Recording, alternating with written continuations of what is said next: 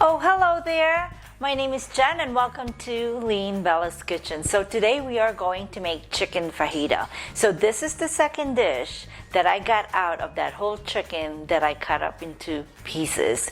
So this chicken fajita is full of flavor and it's maximum flavor, minimum dishes, because this is a one pan chicken fajita. We're gonna have the chicken, we're gonna have the bell pepper, the onions, the cauliflower, and then we're gonna season it well, and voila, you'll have your chicken fajita. You can make chicken fajita bowl that you can add avocado, you can add corn, you can add rice and squeeze some lime. So this is really a great dish to have at the end of the day. So if you love chicken fajita, you're gonna love this recipe. And if you make this, please snap a picture, send it to me, or just post it in the comments, and I'd love to see what you made.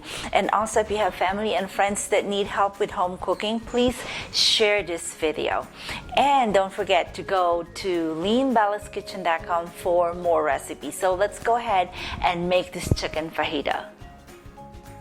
Place the chicken, the bell pepper, the onion, and the cauliflower florets on a baking sheet pan lined with parchment paper.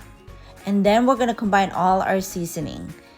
Smoked paprika, chili powder, oregano, cumin, garlic powder, salt, and red chili pepper flakes.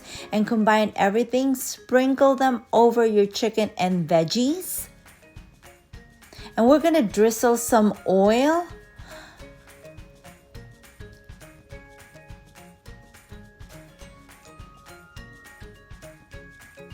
And then make sure that you toss everything together to coat them well. And at this point, preheat your oven to 400 degrees and bake them for about 20-30 minutes or until the chicken is cooked all the way through.